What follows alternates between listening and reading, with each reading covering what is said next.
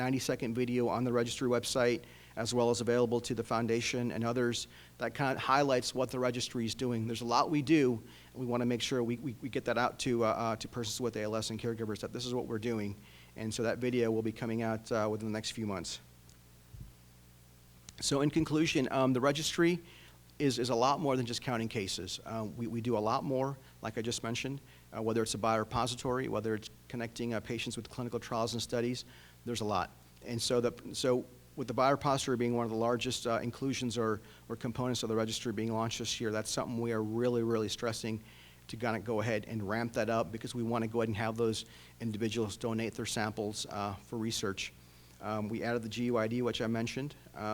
We continue to fund ALS research, and we want to have a larger presence and increase awareness of ALS, whether it's a registry or ALS as itself. That's something we want to go ahead and promote as well. And we continue to mature. So the registry was launched 7 years ago. And in that time, when it was first launched, it was looking at just the epidemiology of ALS. Now it's also expanded to look at, like I mentioned, biorepository samples, promoting research, funding research, as well as connecting individuals with clinical trials and studies. So the bottom line is ALS research counts on you. This is your registry, and so we want to make sure that individuals are familiar and aware of the registry, and we want to go ahead and promote ALS research on a national level. And so this right here, we all want the same thing. The foundation and the registry want to go ahead and look towards a goal of curing ALS. Period. I can take the questions afterwards, or right now.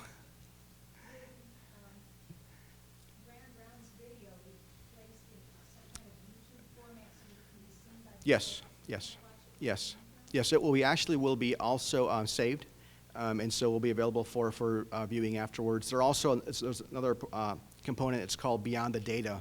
So there will be another ALS patient will be interviewed a week before the grand rounds. She's a local ALS patient out of Atlanta, and we'll kind of get her perspective as well. And there'll be another section regarding this Beyond the Data. That's what they call it. So it's kind of like asking much more in-depth questions about whether it's much more patient perspective questions. That will also be available for dissemination and viewing as well. Yes, ma'am. Thank you. First one is about the capture and recapture. Mm-hmm. Since I'm the education person for the foundation, I go to home health agencies and hospices, and I often ask as my opening, how many of you have taken care of ALS patients, and where do your referrals come from? Mm-hmm. And very often they do not come from ALS centers. Sure. They come from private physicians. So my suggestion might be hospices and home health agencies might be a place for you to capture some of those numbers. That's a very good point. And actually, the data we get from Medicare and Medicaid, this year we'll be getting a component which is actually hospice data as well. So that's something we'll be picking up. And as you well know, very often, once the patient passes, it's not very often that it says ALS. It will say, respiratory failure or pneumonia. So that's a good way to get in early before that becomes that number. Sure. The other question I had, and I lost it. I'll think of it and get back to you.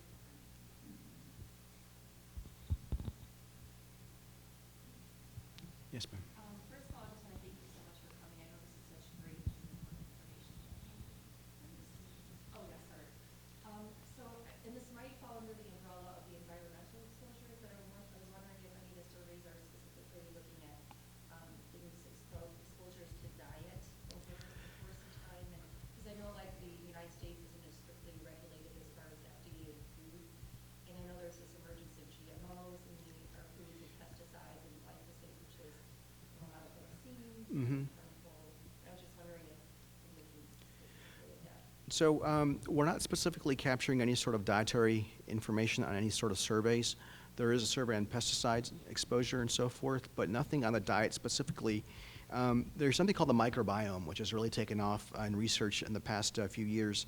And what that is looking at the gut bacteria and seeing exactly how it possibly could associate with other sorts of diseases. And we just did one for Dr. Nicholson out of MGH, looking at the microbiome assessment in people with ALS. That's our last one right there. And that is obviously that your microbiome is linked to your diet. And so that by itself could be, they can look at, I believe it's a survey they're doing as well. But so as in terms of diet in ALS, that's something which it's out there. We internally have not at this point looked at any sort of surveys for that specifically. Like I mentioned, we are working with external groups to go ahead and facilitate their research, whether it's microbiome or any other surveys they may have on diet and ALS. So. Is the biorepository currently active? Are there people on it going to patients' homes? Yes, actually, that just started a few weeks ago.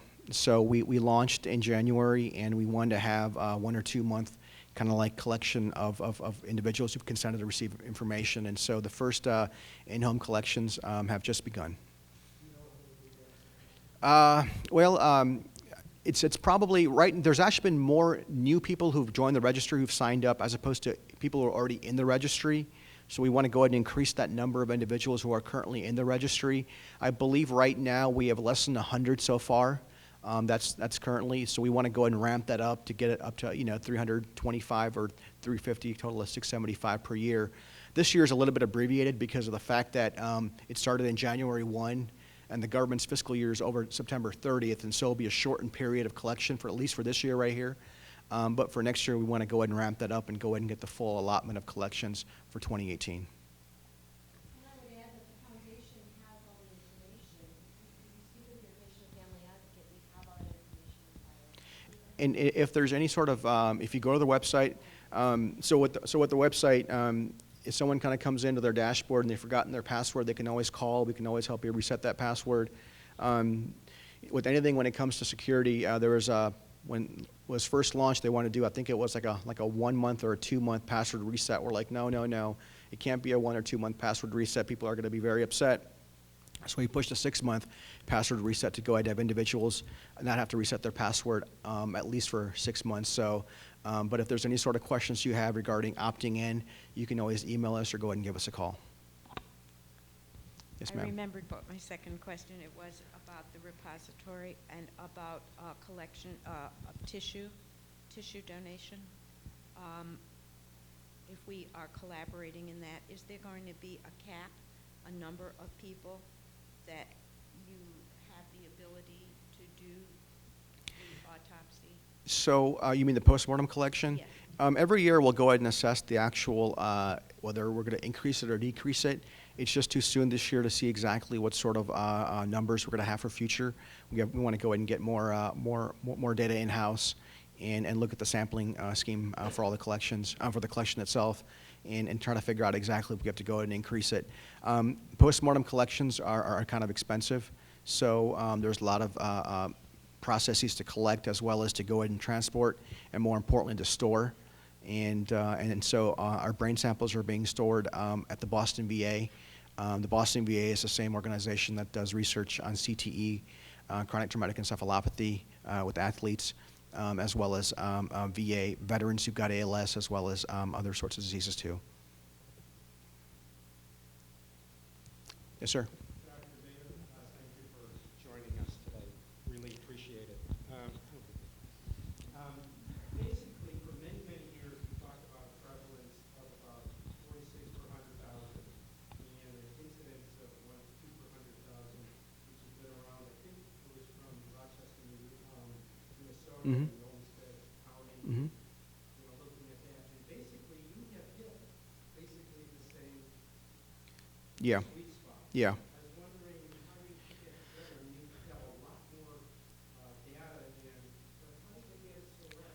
Well, we're still thinking possibly, when it comes to, so these aren't all the cases of ALS. So, I mean, I think the prevalence could slightly be increasing as in terms of possibly for 2014.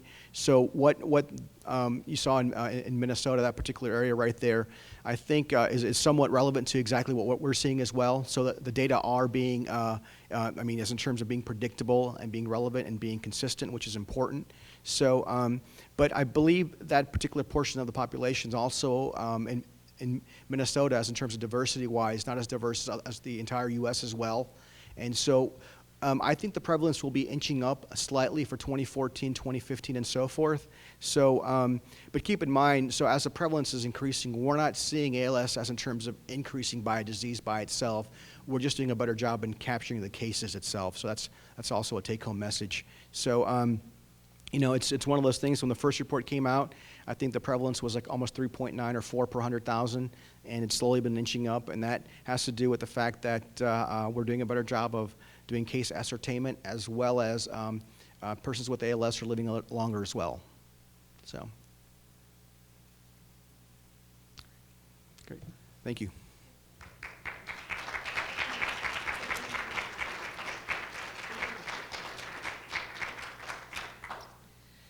Thank you, Dr. Mehta. So I want to reiterate a few things that we were talking about as far as the registry and the biorepository.